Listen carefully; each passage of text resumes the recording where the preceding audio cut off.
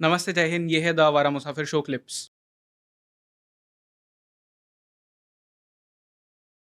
इस किताब में जैसा जिस तरह से कहा कि पूरी एक कहानी आपने बताई है शुरू से लेके अंत तक।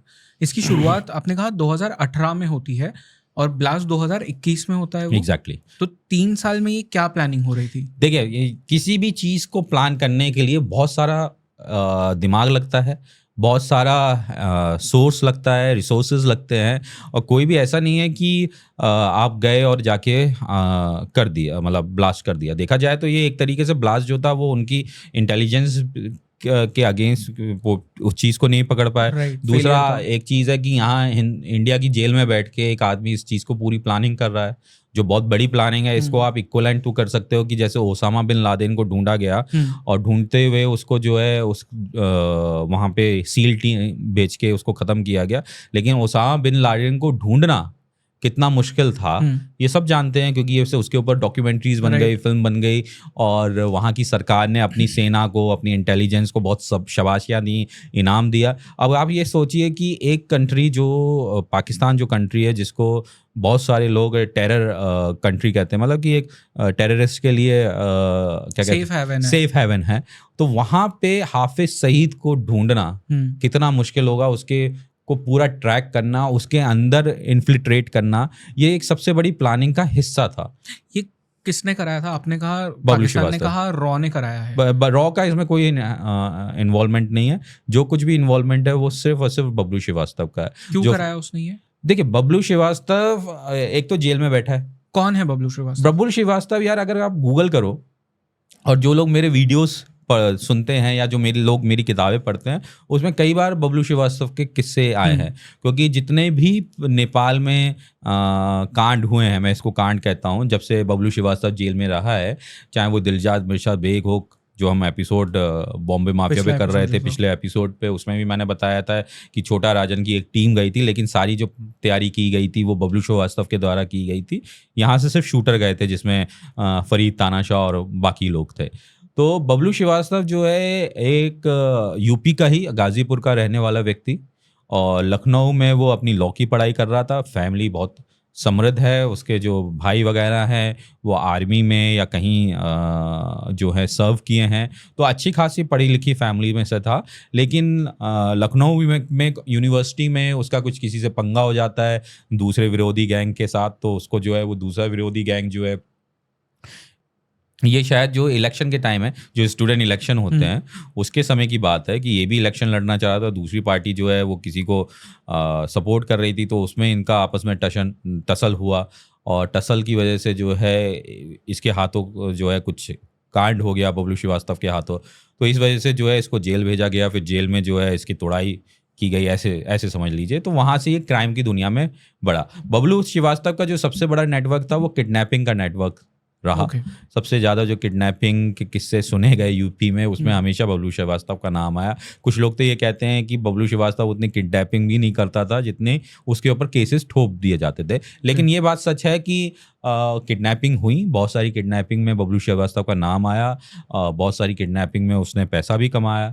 यहाँ तक कि जो चंद्र स्वामी, मैं ये तथ्यों के साथ कह रहा हूँ, इस तथ्यों को कोई ये ऐसा नहीं है किस्सा कह रहा हूँ, यहाँ तक कि जो चंद्रा स्वामी था, चंद्रा स्वामी का जो आश्रम दिल्ली में था, वो किस तरफ है मुझे अभी याद नहीं है, वहाँ पे जब फरारी काटी थी तो जो बबलू श्रीवास्तव ने फरारी काटी थी, तो वो चंद्रा स्वामी के आश्रम में फरारी काटी थी उसने। तो चंद्रा स्वामी के भी बहुत सारे काम बबलू श्रीवास्तव किया करता था। तो बबलू श्रीवास्तव इतना बड़ा नाम है अंडरवर्ल्ड में, जो मुंबई अंडरवर्ल्ड को जानते हैं वो अच्छे से समझते हैं कि बबलू श्रीवास्तव कौन है। बबलू श्रीवास्तव दुबई में भी रहा, और दुबई में रहा तो दाऊद इब्राहिम के संपर्क में भी आया। दाऊद इब्राहिम के, मतलब मैंने हमेशा कहता हूँ कि जरूरी नहीं है कोई एक दूसरे को जानता हो तो वो उसके लिए काम करता हो। हाँ, एक दूसरे के साथ मिलके कोई काम कर लें कि अगर एक्सपर्टीज़ है, बबलू श्रीवास्तव की जो एक्सपर्टीज़ थी दूसरे ने ली, दूसरे के बाद जो है उसके बदले पैसा मिला, तो ये चलता रहता था। तो जब दुबई में सब लोग रह रहे हैं तो एक दूसरे से मिल रहे हैं, कहीं पार्टी में मिल रहे हैं, कहीं मिल रहे हैं, तो ये एक तरीके से था। तो इसका मतलब ये नहीं है कि दोनों एक दूसरे के लिए काम कर रहे हैं। जबकि टीवी पे आता है कि बबलू श्रीवास्तव जो है दाऊद का एक गुर्गा होता था, दाऊद के लिए काम करता था, जबकि सिनेरियो बिल्कुल डिफरेंट है। ये हम रिपोर्टिंग वालों को पहले तथ्य को जानना चाहिए फिर कहना चाहिए। कभी दाऊद के साथ उसका कोई के लिए काम नहीं किया, उसके साथ मिलके मतलब कि जैसे दाऊद को किसी चीज़ में हेल्प चाहिए और उसे लगा बबलू की श्रीवास्तव उसमें हेल्प कर सकता है, तो दाऊद ने उसकी उसमें हेल्प ले ली। या फिर कभी ऐसा हुआ कि बबलू श्रीवास्तव को लगता है कि मुझे दाऊद की हेल्प चाहिए, इस काम के लिए दाऊद कर सकता है, तो बबलू श्रीवास्तव ने दाऊद की हेल्प ले ली। तो ये एक तरीके से एक गैंग दूसरे गैंग की हमेशा किसी ना किसी रूप में अपने फ़ायदे के लिए एक दूसरे की मदद लेता रहता है। तो बबलू श्रीवास्तव दुबई में रहा, दुबई में काफ़ी काम किया और एक दूसरे के साथ मिलते रहते थे। इसी बीच में एक ऐसा कांड हो जाता है जिसमें बबलू श्रीवास्तव बहुत ज़्यादा वांटेड हो जाता है। वहीं दूसरी तरफ बबलू श्रीवास्तव के लिए एक लड़की काम करती थी, अर्चना शर्मा, जो कि मध्य प्रदेश की थी और देखने में बड़ी सुंदर थी। उसको हीरोइन बनना था, लेकिन वो हीरोइन नहीं बन पाई। लेकिन बबलू श्रीवास्तव के संपर्क में आई तो बबलू श्रीवास्तव ने उसको किडनैपिंग के लिए और चीज़ों के लिए इस्तेमाल करना शुरू किया। यहाँ तक कि वो अर्चना शर्मा जो है बंगाल तक गई थी किसी को किडनैप करने, लेकिन वो जो है वो पूरा केस खुल गया और पूरा केस खुल गया तो वो वहाँ से उनको भागना पड़ा। एक व्यापारी को उन्होंने बहुत मोटे पैसों के लिए किडनैप करना था। तो अर्चना शर्मा जो है नाम बदल बदल के रहा करती थी और बबलू के लिए काम करती थी। कुछ न्यूज़ चैनल जो कि ये कहते हैं कि अर्चना शर्मा जो है वो बबलू की गर्लफ्रेंड रही, जबकि वो बबलू की गर्लफ्रेंड नहीं थी। वो बबलू के लिए काम किया करती थी। कई बार जहाँ तक मुझे पता है कि बबलू श्रीवास्तव शायद अर्चना शर्मा से एक आध बार मिला होगा, लेकिन काम अर्चना शर्मा जो है उसके लिए करती थी। यहाँ तक कि बबलू के एक गैंग मेंबर ने अर्चना शर्मा को दुबई में एक बुटीक भी खोल के दिया कपड़ों का। ओके। जब काम करते हैं तो भाई प्यार में कह लो, मोहब्बत में कह लो या दोस्ती में कह लो, एक बुटीक दुबई में या शारजा में उसके लिए खोल के दिया था। ये मैं आपको अर्ली 90s की बात बता रहा हूँ, जब तक ब्लास्ट भी नहीं हुआ था। तो उसके बाद जो है बबलू श्रीवास्तव किस चीज़ में वांटेड हुआ, फिर कुछ किस्से हुए। तो इसको जो है एक बार कहते हैं कि इसको जुआ खेलना था, तो इसको कहा गया कि चलो चलते हैं सिंगापुर में जुआ खेलेंगे। तो ये बबलू के पास एक चीज़ और बता दूं कि बबलू के पास जो है जो नेशनलिटी थी वो थी नेपाल की पासपोर्ट था। और जो दिलशाद मिर्ज़ा बेग था वो बबलू का दोस्त था और वो बहुत बड़ा मिनिस्टर था। और उसी के कहने पे और बाकी के मिनिस्टर्स के ऊपर दबाव डालने पे बबलू को नेपाल की सिटीजनशिप मिली। बबलू रहने वाला इंडिया का, लेकिन कांड कर रहा था। लेकिन जो उसको पासपोर्ट मिला नेपाल से वो अरुण कुमार के नाम से मिला। ओके। और वो दिलशाद मिर्ज़ा बेग जो वहाँ का पॉलिटिशियन था, मंत्री था, बहुत कद्दावर नेता था, उससे इसकी दोस्ती थी। क्राइम ये करता था बबलू वहाँ पे, और इसके लिए भी मतलब इनसे दोस्ती थी, क्या नाम है, दिलशाद मिर्ज़ा बेग से। और जो है क्या कहते हैं उसको, इसको उसके बदले नेशनलिटी दिलशाद मिर्ज़ा बेग ने दिलवाई। तो अब नेपाली पासपोर्ट पे ये ट्रैवल करता था। जो लुकआउट नोटिस था वो इंडियन पासपोर्ट पे था, वो दूसरे नाम पे था। तो ये दुबई में रह रहा था। तो एक बार की बात है, इसको बोला गया कि चलो जुआ खेलते हैं। ये जुआ खेलने के लिए सिंगापुर पहुंचा। पत्ते खेलने का बहुत शौकीन था।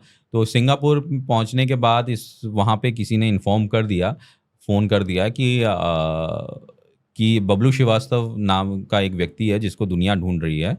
वो जो है इस समय सिंगापुर में नेपाली पासपोर्ट पे अवेलेबल है।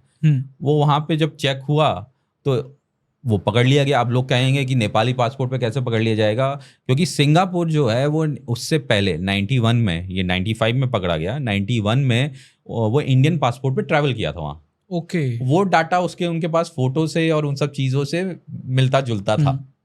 भाई आप फोटो तो नहीं बदल सकते ना एक इंसान की, जब तक प्लास्टिक सर्जरी नहीं कराई जाए। तो वो पासपोर्ट इंडियन था। वो पासपोर्ट इंडियन था तो दूसरा नेपाली था। तो यहाँ पे जो है टसल हुआ इंडिया और नेपाल के बीच में कि नेपाल कहते थे हम ले जाना चाह रहे हैं, और इंडियन एजेंसीज जो है ये कह रही थी कि हमारे यहाँ का ये वांटेड है और इंडियन नेशनल है, इसने नकली तरीके से, गलत तरीके से वहाँ की वो ली है। तो इसमें भी बहुत चीज़ चली। वहीं बहुत सारी मीडिया रिपोर्ट्स उस समय ये कह रही थी कि दाऊद ने बबलू श्रीवास्तव को वहाँ पे अरेस्ट करवाया सिंगापुर में। वहीं दूसरी ओर ये बात भी सच है कि शुरुआत जब वहाँ पकड़ा गया तो आपके पास पैसे तो होते नहीं है, आपके बैंक अकाउंट सारे एक तरीके से इनडायरेक्टली सीज हो जाते हैं, आप उसमें से कोई पैसा नहीं निकाल पाते हैं। तो कहते हैं कि शायद 1 लाख या 5 लाख रुपए जो हैं डी कंपनी ने बबलू श्रीवास्तव को सिंगापुर में उपलब्ध कराए थे, अच्छा। वहाँ पे लॉयर्स वगैरह उपलब्ध कराने के लिए। तो यहाँ पे बड़ा कन्फ्यूजन होता है, एक तरफ को लोग कहते हैं कि उसको डी कंपनी ने ही पकड़वाया, लेकिन दूसरी तरफ ये बात भी सच है कि पैसे भेजे गए। कुछ लोग ये हैं कि ये भी कहते हैं कि हाँ पकड़वाया भी दाऊद ने ही, कि टीम ने, डी कंपनी ने ही, लेकिन हेल्प भी इसलिए की कि ये लगे ना कि हमने पकड़वाया है। तो कुछ लोग ये भी कहते हैं। तो क्राइम में बहुत चीज़ें ऐसी होती हैं या नहीं होती हैं जो पता नहीं चलती हैं। तो उसके बाद से बबलू जो है जब वापस इंडिया आया और उसको सजा, उम्र कैद की सज़ा हुई, तो तब से वो जेल में बैठ के दाऊद के खिलाफ नेपाल में बैठे हुए कुछ जो फॉरेन करेंसी के लोग हैं, जिसमें से दिलशाद मिर्ज़ा बेग, जमीम शाह, बहुत सारे, लाल मोहम्मद और भी बहुत सारे लोग हैं, इनको ख़त्म करवाना शुरू किया क्योंकि नेटवर्क उसका बहुत बड़ा था। और फिर वो दाऊद के खिलाफ भी हुआ।